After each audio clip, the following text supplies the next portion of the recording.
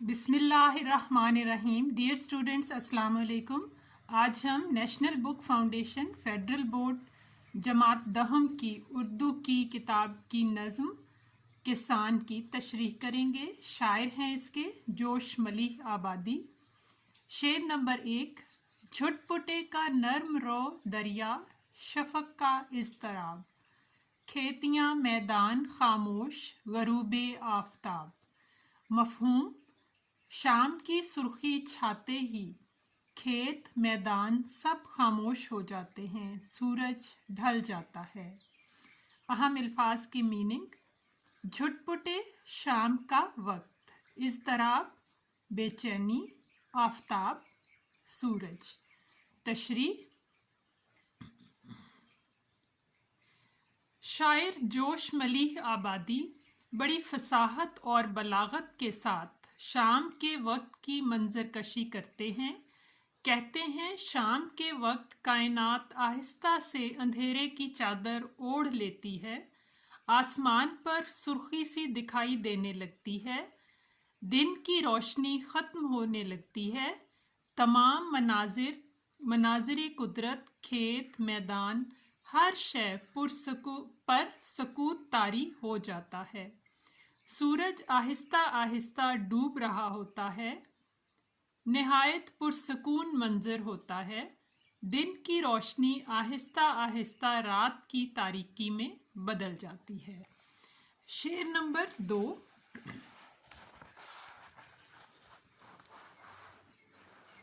دشت کے کام و دہن کو دن کی تلخی سے فراغ، دور دریا کے کنارے دھندلے دھندلے سے چراغ. معنی ہے: دشت، صحرا، دہن، منہ، تلخی، کڑواہٹ، دھندلے، ہلکے سے. شعر کا مفہوم ہے: صحرا کی گرمی کو دن کی تمازت اور شدت سے نجات مل گئی، فرصت ہوئی. دریا کے کنارے ہلکی روشنی کے چراغ جلتے محسوس ہو رہے ہیں. تشریح: شاعر جوش ملیح آبادی صحراؤں اور دریاؤں پر شام کا وقت طاری ہونے کی منظر کشی بڑی خوبصورتی سے کرتے ہیں. جب سورج آہستگی سے ڈوب رہا ہوتا ہے تو صحرا اور ریگستان دن کی حدت اور گرمی سے فراغت پا لیتے ہیں، جیسے ساری تھکن دور ہونے کے بعد سکون محسوس کر رہے ہوں. غروب آفتاب کا بہت ہی دلکش منظر دریا کے کنارے دیکھا جا سکتا ہے. جب شام کی تاریکی چھاتی ہے تو ڈوبتے سورج کا عکس دور لہروں میں ٹمٹماتے چراغوں کی طرح دکھائی دیتا ہے. یوں لگتا ہے جیسے ہلکی روشنی کے ساتھ دیے جل رہے ہوں. شعر نمبر 3. زیر لب ارض و سما میں باہمی گفت و شنود، مشعل گردوں کے بجھ جانے سے ایک ہلکا سا دود. معنی: گفت و شنود بات چیت، گردوں آسمان، دود دھواں. مفہوم ہے: شام کے وقت زمین آسمان بات چیت کرتے اور آسمان کا چراغ یعنی سورج غروب ہونے سے دھواں سا محسوس ہوتا ہے. تشریح: شاعر جوش ملیح آبادی اس شعر میں نہایت دلکش پیرائے میں شام کے وقت مناظر فطرت کی تصویر کشی کرتے ہیں کہ یوں محسوس ہوتا ہے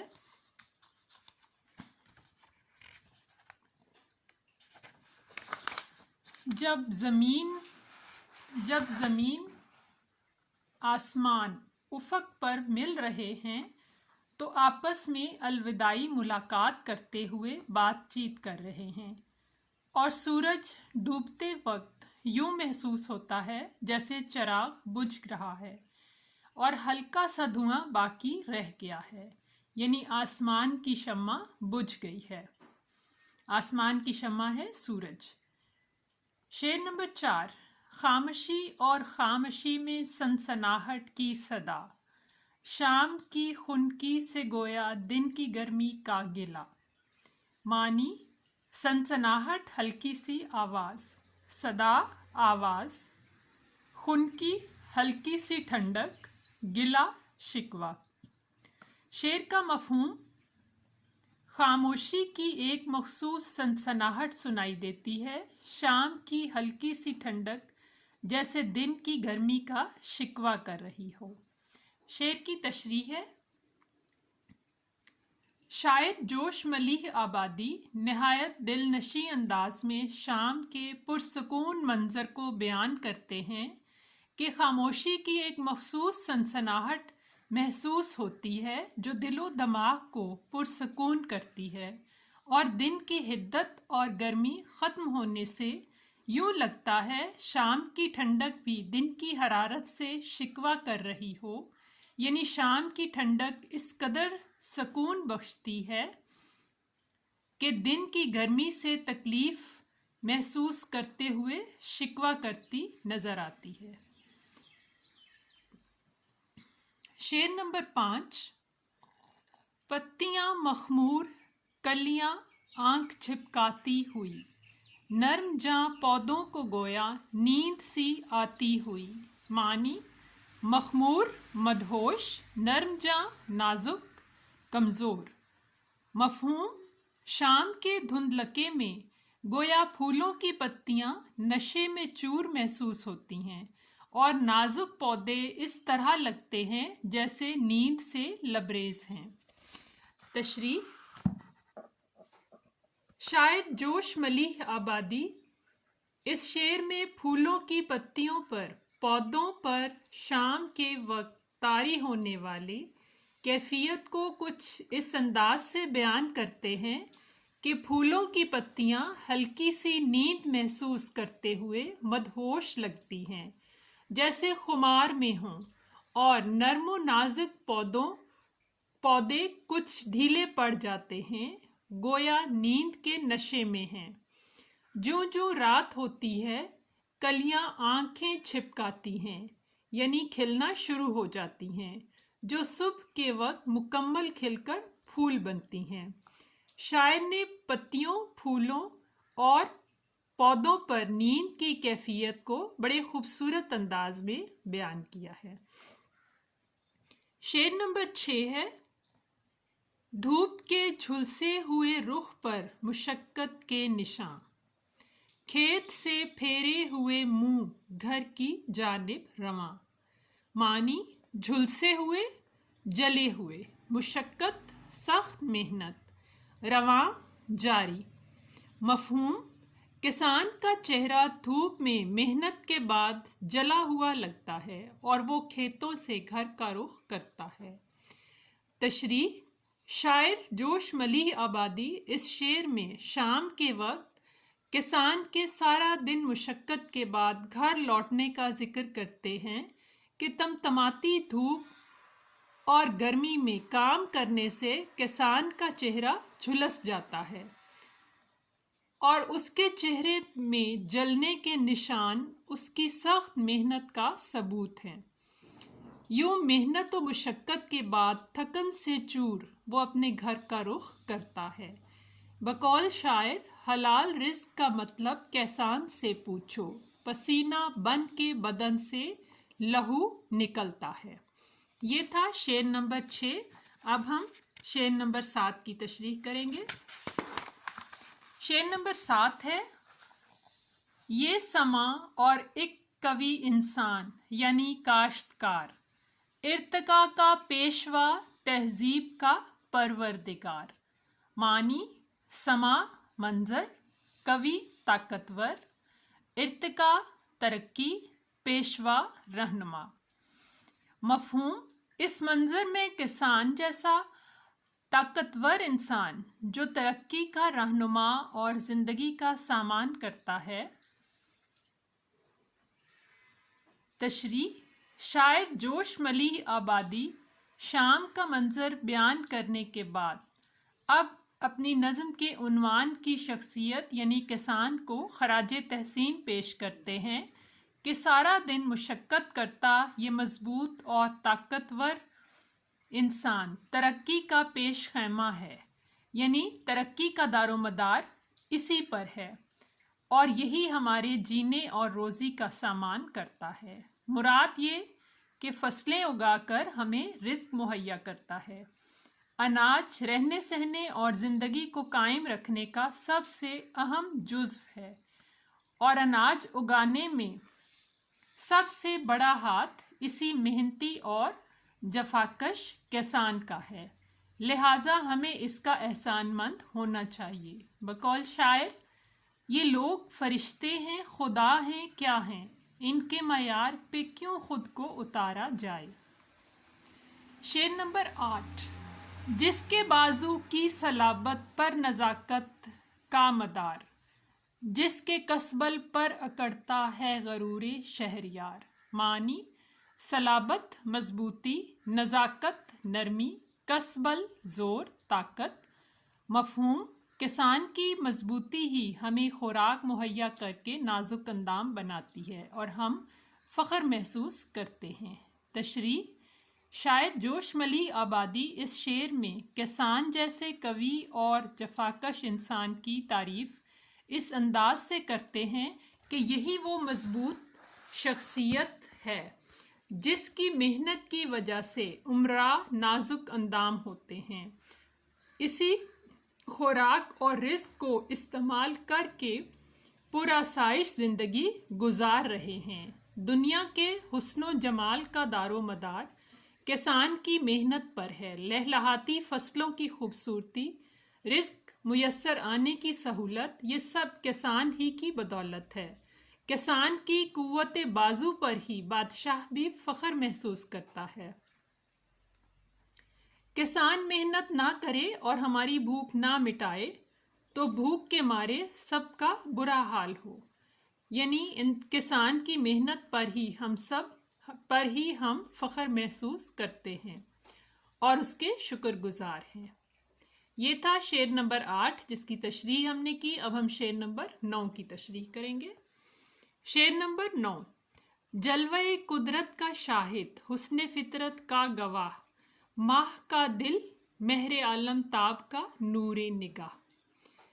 معنی، شاہد گواہی دینے والا، حسن فطرت قدرت کا حسن، مہر عالم تاب دنیا کو روشن کرنے والا سورج۔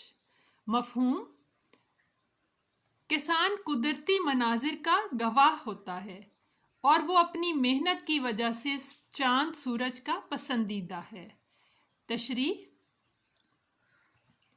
شاعر جوش ملیح آبادی کسان کے بارے میں بڑے خوبصورت پیرائے میں کہتے ہیں کہ وہ مناظر قدرت یعنی سورج کا نکلنا، پھولوں کا کھلنا، چاند تاروں کا روشن ہونا، ان سب کو بڑے قریب سے دیکھتا ہے۔ یہ سب اس کے روز کے مشاہدات ہیں اور اس پر وہ شہادت دے سکتا ہے کہ قدرت کی رنگینیاں کس قدر دلکش ہیں۔ شاعر کہتا ہے کہ کسان اپنی جانفشانی اور محنت کی بدولت چاند سورج کو بھی لبھاتا ہے، یعنی اچھا لگتا ہے۔ وہ اس کے ساتھی ہیں اور اس کی محنت پر خوش ہوتے ہیں۔ شعر نمبر 10۔ لہر کھاتا ہے رگے خاشاک میں جس کا لہو، جس کے دل کی آنچ بن جاتی ہے سیلے رنگ و بو۔ معنی، رگے خاشاک زمین کے اندر، لہو خون، آنچ گرمی آگ، سیلے رنگ و بو رنگ اور خوشبو کا سیلاب۔ مفہوم، کسان کا خون پسینہ ہی مٹی میں چلا جاتا ہے جس کے دل کی حرارت رنگ اور خوشبو کا سیلاب بن جاتی ہے۔ تشریح، شاعر جوش ملیح آبادی کسان کی محنت و مشقت کو بیان کرتے ہوئے کہتے ہیں کہ اس جفاکش اور محنتی انسان کا خون پسینہ مٹی میں بہہ کر شامل ہو جاتا ہے۔ کھیت میں سارا دن کام کرتے ہوئے اس کا خون اور پسینہ گرتا ہے جو اس کی جانفشانی کا ثبوت ہے۔ کسان ایک ایسی شخصیت ہے جس کے دل کی حرارت رنگ اور خوشبو کا سیلاب بن جاتی ہے۔ اس کی محنت کا نتیجہ ہے کہ کھیتوں میں فصلیں لہلہاتی ہیں، جو نہ صرف دیکھنے میں خوبصورت محسوس ہوتی ہیں بلکہ ہمارا اناج اور رزق ہیں۔ ہم سب کو کسان کا شکر گزار ہونا چاہیے۔ شعر نمبر 11۔